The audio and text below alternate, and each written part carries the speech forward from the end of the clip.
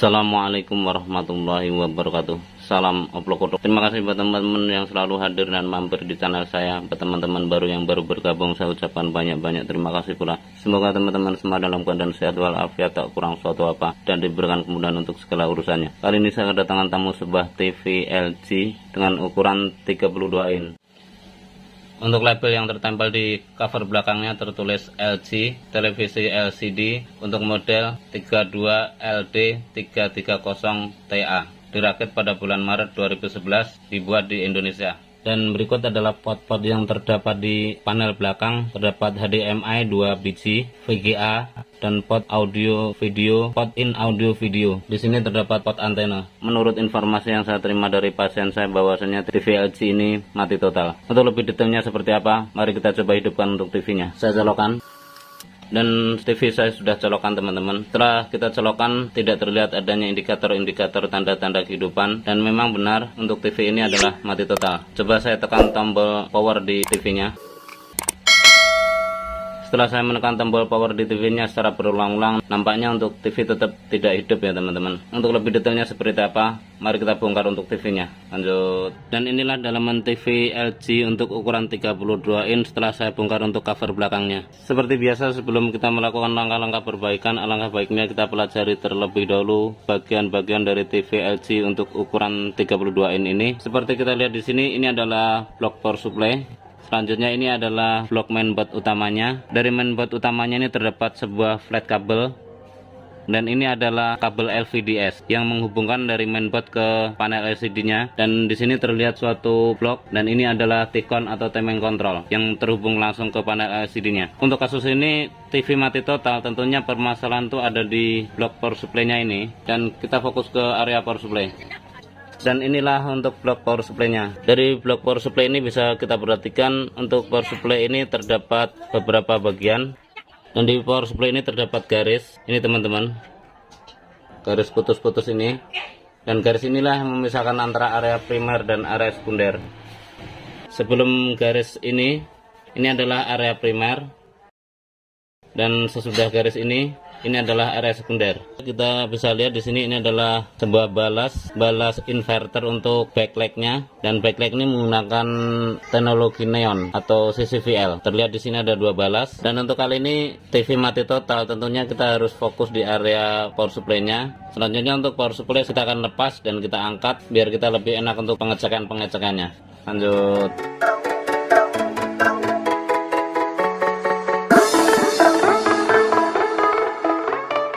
Oke teman-teman, dan untuk kali ini power supply saya sudah lepas dari posisi aslinya. Dan kalau kita balik untuk power supply-nya seperti ini. Seperti saya sampaikan di video awal, bahwasanya untuk power supply ini terdapat garis putus-putus seperti ini teman-teman. Ini. Dan garis inilah yang memisahkan antara area primer dan area sekunder. Untuk di dalam garis ini adalah area primer. Selanjutnya di luar garis di sini, ini adalah area sekunder. Untuk kasus mati total, tentunya kita harus fokus di area primer, karena area primer tidak bisa mengeluarkan sinyal-sinyal atau tegangan-tegangan yang diperlukan di area sekunder, yang kemudian ditransfer ke mainboard utamanya. Untuk skema area primer bisa kita pahami seperti berikut. Coba saya balik. Untuk test point 220 volt AC masuk di test point ini teman-teman. Selanjutnya dari test point ini masuk ke fuse. Sini agak tertutup, dan ini adalah fuse-nya. Nih.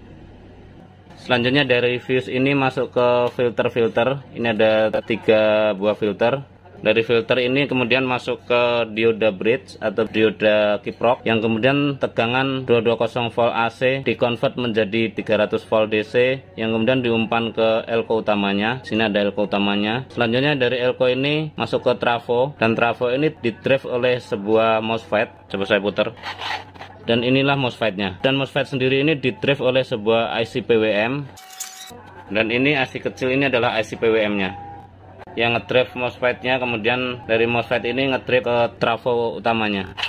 Ke sini. Selanjutnya setelah trafo ini didrive oleh MOSFET-nya, kemudian mengeluarkan tegangan-tegangan DC melalui sebuah dioda. Di sini ada dioda.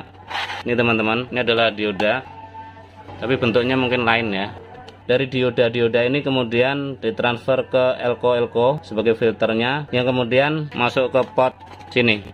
Ini adalah pin out dari power supply-nya yang kemudian ditransfer ke mainboard utamanya. Di pot ini pun tertulis marking seperti ini. Untuk pin out di power supply ini terdapat marking seperti ini. Ada power on 20 volt, ground ada 4, 3,5 volt, on off, inverter on off 12 volt ada 3. ADIM dan PDIM ini untuk keterangan cahaya dari backlight-nya ya teman-teman. Berikutnya NC atau not connected. Seperti itu untuk pin out dari power supply ini. Dan sebagai langkah awal kita lakukan pengukuran terhadap fuse-nya. Di sini fuse-nya teman-teman. Dan di sini saya menggunakan range pengukuran buzzer seperti ini. Kalau terdengar pi panjang seperti ini, dan itu artinya fuse dalam keadaan bagus. Coba kita lakukan pengukuran untuk fuse-nya. Nah, bisa teman-teman lihat untuk fuse dalam kondisi bagus ya teman-teman. Jadi untuk kali ini fuse tidak ada masalah. Coba kita lakukan pengukuran di area lain. Dan di sini terlihat juga ada fuse. Di sini teman-teman cukup dengarkan buzzernya aja. Fuse ini masih terukur bagus. Coba kita aliri tegangan dan kita lakukan pengukuran tegangan. Saya colokkan. Untuk pertama pastinya harus kita ukur untuk 220-nya apakah masuk. Untuk range pengukurannya saya rubah ke AC. Kita ukur untuk 220-nya apakah masuk di test point ini. Dan bisa teman-teman lihat untuk 220 terukur masuk, terukur 217 volt AC. Selanjutnya tegangan AC tersebut masuk ke filter dan kemudian masuk ke dioda. Di input diodanya coba kita ukur apakah masih ada AC 220.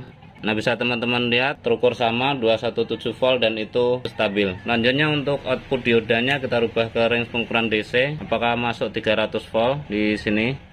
Bisa teman-teman lihat setelah dioda, output pin out dari dioda ini terukur 304 volt DC dan itu normal. Dari hasil pengukuran ini di area primer sampai ke dioda itu tidak ada masalah. Coba kita lakukan pengukuran di area output apakah ada di outputnya. Di test point sekunder nampaknya di sekunder keluar tegangan ya teman-teman, tapi nggak tahu kenapa TV-nya nggak bisa on ya. Coba di test point lain. Nah, di sini terukur 3,4 volt ada hadir 3,4 volt. Tentunya yang lain belum hadir karena memang kondisi TV masih standby ya. Dari hasil pengukuran ini tegangan standby 3,3 voltnya tuh hadir. Saya nggak tahu kenapa TV nggak bisa on ya. Coba saya analisa lebih detail.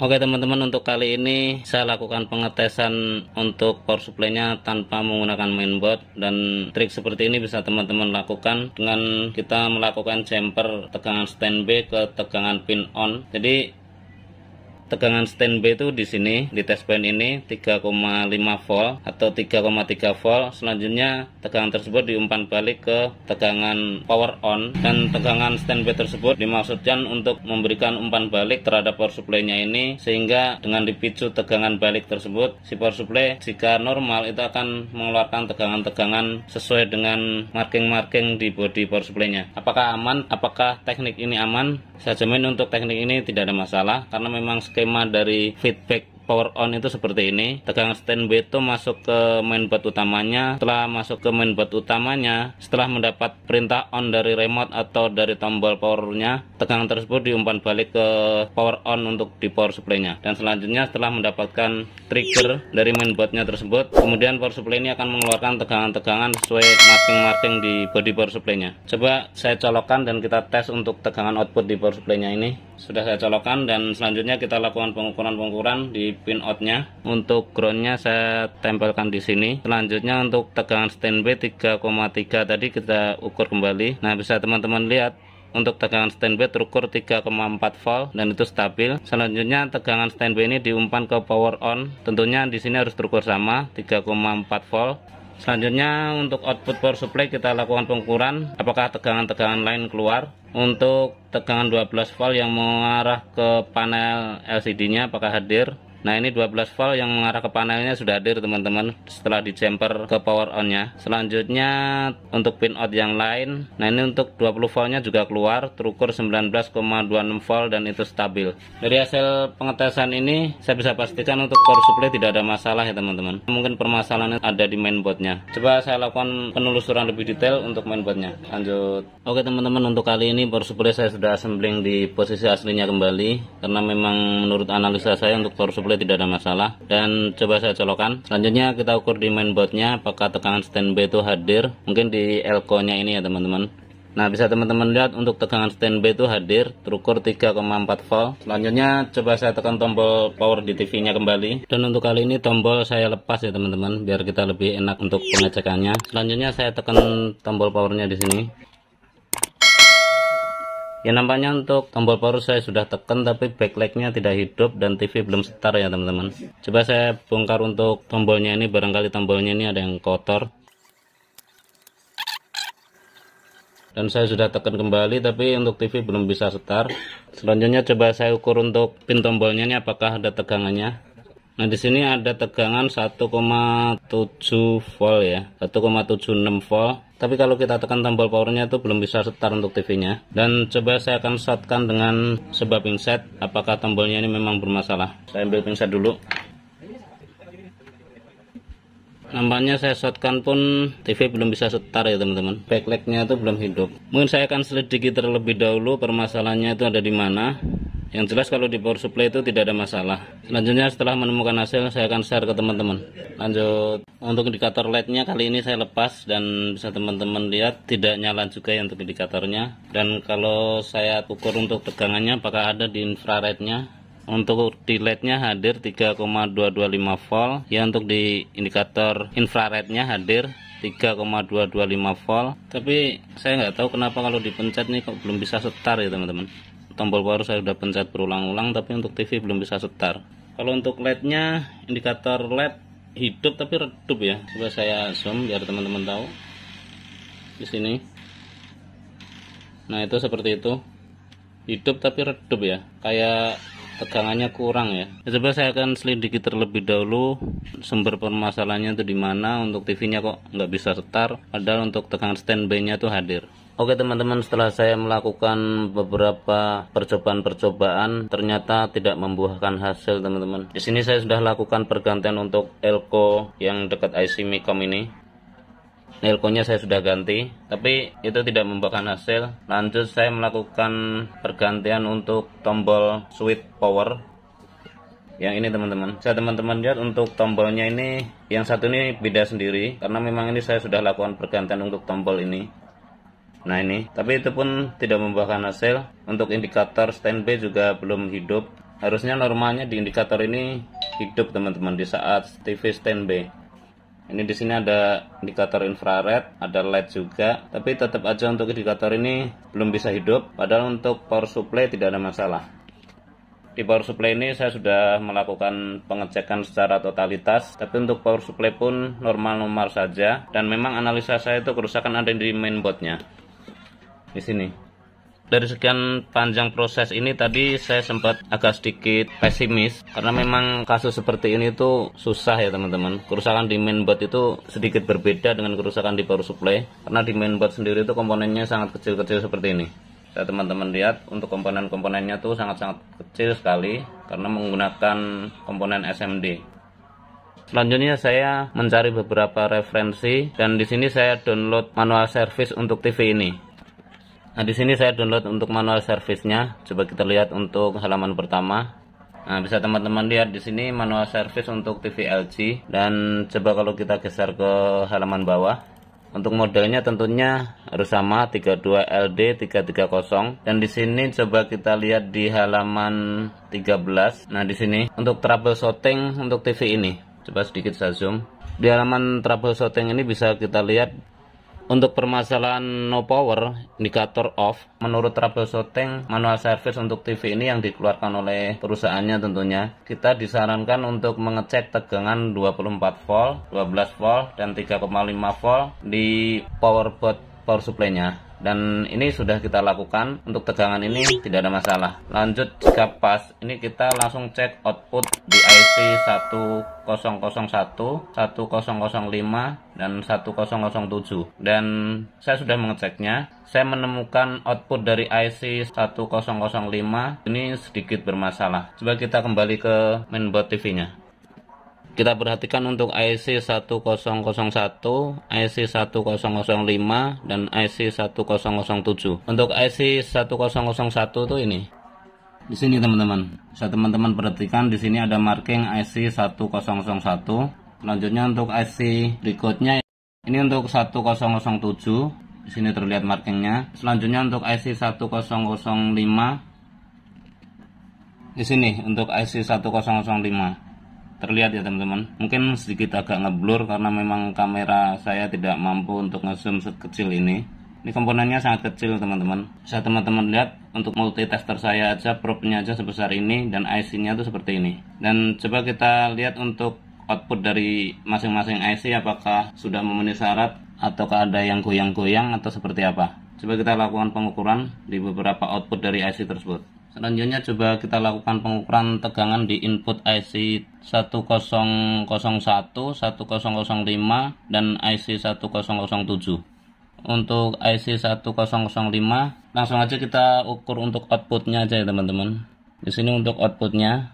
Nah, bisa teman-teman lihat untuk output dari IC 1001 ini stabil ya, terukur 1,289 volt dan itu normal. Selanjutnya untuk IC 1007 untuk inputnya 3,4 volt dan itu stabil. Untuk outputnya terukur 3,330 volt dan itu pun stabil. Dari pengukuran ini, dua IC ini saya kira tidak ada masalah. Selanjutnya coba kita lakukan pengukuran di IC 1005. Kita geser.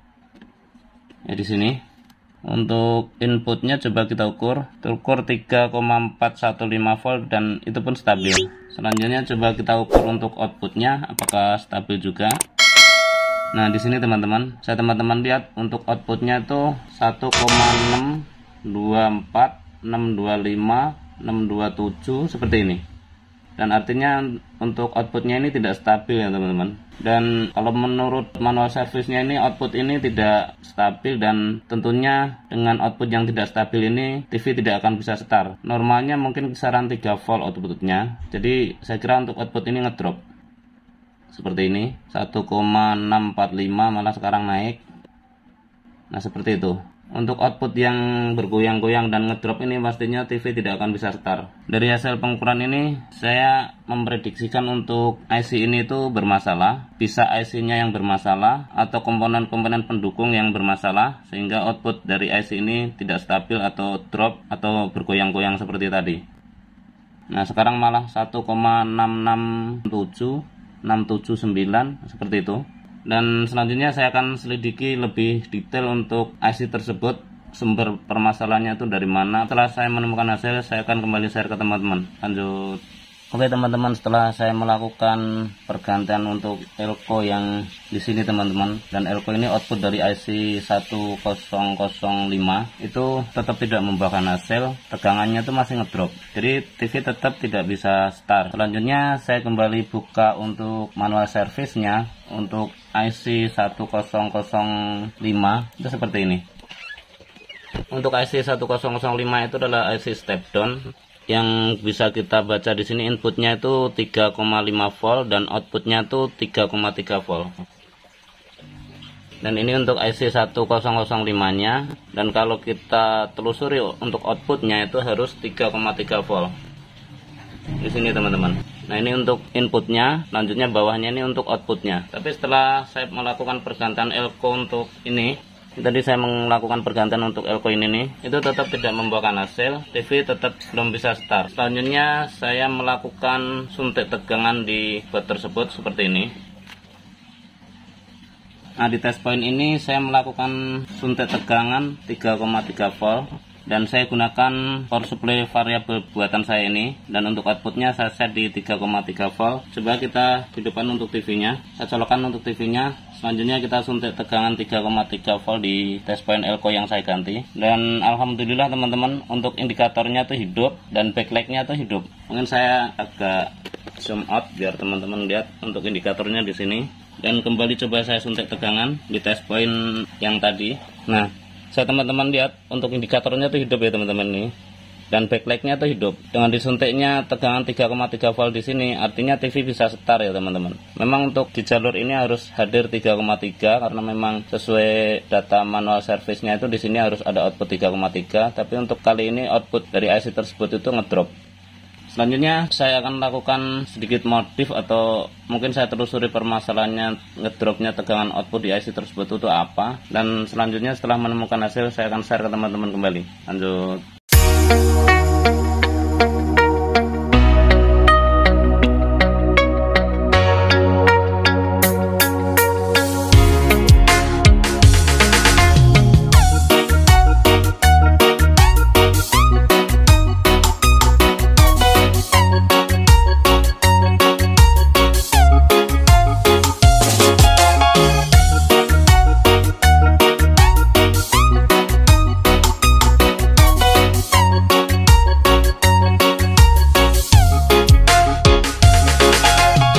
Oke teman-teman, setelah melalui proses modif untuk IC regulator yang di sini IC 1005, saya gunakan step down seperti ini.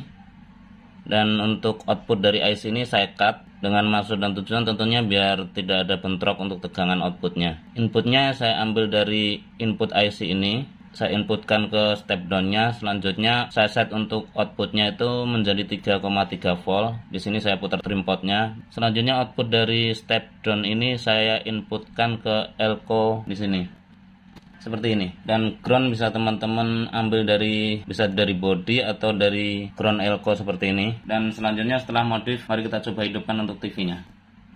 Saya colokan dan alhamdulillah bisa teman-teman lihat di sini. Untuk indikator standby-nya sudah hidup merah ya teman-teman, sudah nyala. Selanjutnya saya tekan tombol powernya di sini dan indikator berubah menjadi biru. Bisa lihat untuk backlight-nya sudah hidup. Terlihat ada sinar-sinar seperti ini. Ini adalah sinar backlight teman-teman. Selanjutnya kita intip untuk tampilannya. Bisa teman-teman lihat ada tampilan tidak ada sinyal dan itu artinya TV sudah start. Seperti ini. Coba saya tekan tombol input yang lain biar kelihatan untuk tampilannya. Nah, seperti ini. Oke teman-teman, untuk kali ini saya akan rapikan terlebih dahulu biar kita lebih enak untuk setting-settingnya. Lanjut. Oke teman-teman, untuk kali ini TV saya sudah assembling dan TV sudah saya colokkan. Terlihat untuk indikator standby di sini merah sudah nyala ya teman-teman. Selanjutnya saya tekan tombol power di remote. Kita tunggu sebentar.